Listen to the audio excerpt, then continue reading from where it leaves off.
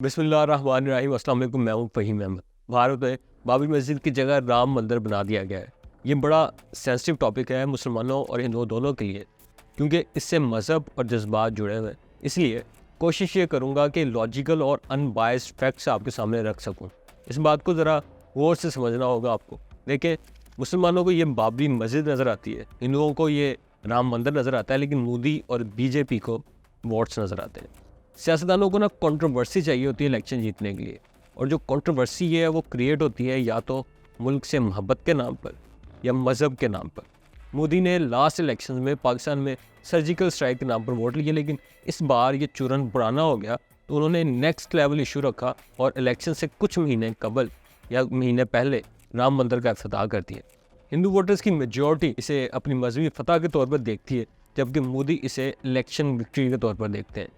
इससे पहले कि हम मज़ीद बात करें, आइए कंट्रोवर्सी को डिस्कस कर लेते हैं कि ये इस लेवल तक कैसे पहुंची। बाबरी मस्जिद 1528 में मुग़ल हुक्मरान बाबर के हुक्म पर बनाई गई, लेकिन ये कंट्रोवर्सी जो शुरू होती है वो 18th सेंचुरी में शुरू होती है। पहले कुछ हिंदू एक्टिविस्ट की तरफ से 1859 में दावा किया गया कि जी बाबरी मस्जिद की तामीर राम मंदिर को तोड़कर की गई। इसके बाद जो ब्रिटिश गवर्नमेंट है उसने मस्जिद के इर्द गिर्द बार लगा दी और हिंदुओं को इसके बाहर पूजा की इजाज़त दे दी। 1934 में फिर से फसादात हुए और मस्जिद के गुंबद को नुकसान पहुंचा, जिसे ब्रिटिश गवर्नमेंट ने ठीक करवा दिया। इसके बाद 1949 में कुछ लोगों ने बाबरी मस्जिद के अंदर मूर्ति रख दी और ये कहना शुरू कर दिया गया जी राम ज़ाहिर हुए हैं यहाँ। मस्जिद के जो हिंदू कांस्टेबल हैं वो इस चीज़ की नफ़ी करते हैं और इसको निगेट करते हैं। उन्होंने रिपोर्ट दर्ज कराई कि कुछ लोगों ने मस्जिद में मूर्ति रखी है, लेकिन सिटी मजिस्ट्रेट थे के नायर, उन्होंने मस्जिद से मूर्ति निकलवाने से इनकार कर दिया और वजह ये बताई कि जी इससे तो फसादात फूट पड़ेंगे। यही के नायर बाद में बीजेपी में शामिल हुए और पार्लियामेंट के रुकन बन गए। थोड़ा फास्ट फॉरवर्ड करते हैं, 1984 में राम जन्मभूमि तहरीक ने जोर पकड़ा, विश्व हिंदू परिषद ने इसकी क़यादत की और बीजेपी ने इसका साथ दिया। सितंबर 1990 में LK अडवाणी ने सोमनाथ गुजरात से अयोध्या तक एक बड़ी यात्रा का आगाज़ किया। इसमें इंडियन PM मोदी ने अहम रोल अदा किया। इस यात्रा के दौरान भी हिंदू मुस्लिम फसादात हुए।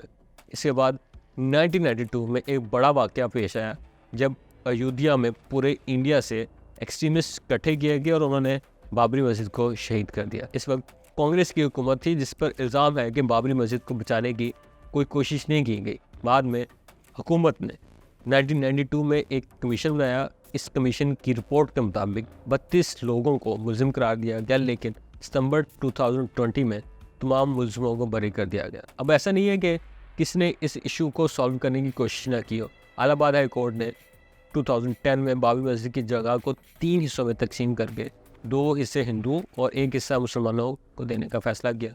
ये फैसला किसी ने नहीं माना। नवंबर 2019 को इंडियन सुप्रीम कोर्ट ने हिंदू दावे के हक में फैसला दे दिया, जिसके बाद अगस्त 2020 में मोदी ने बाबरी मस्जिद के मुकाम पर राम मंदिर की तामीर शुरू की, जो अब कंप्लीट हो गई। मेरा सवाल बहुत अहम है कि क्या ये मस्जिद वाकई मंदिर को गिराकर बनाई गई थी? तो इस हवाले से बीजेपी और RSS के जो आइडियोलॉजी के स्कॉलर्स हैं उन्होंने लिखा है कि बाबर के हुक्म से ही राम मंदिर को तोड़कर बाबरी मस्जिद की तामीर की गई थी, और जिस जगह मिंबर था मस्जिद का वहीं राम पैदा हुए थे। लेकिन मुसलमानों का जो मौक़िफ़ है वो ज़ाहिर है इससे अलग है, तो फिर किसकी बात मानी जानी चाहिए? अगर आज़ाद सोच रखने वालों की बात की जाए तो वो भी बीजेपी के क्लेम को सपोर्ट नहीं करते।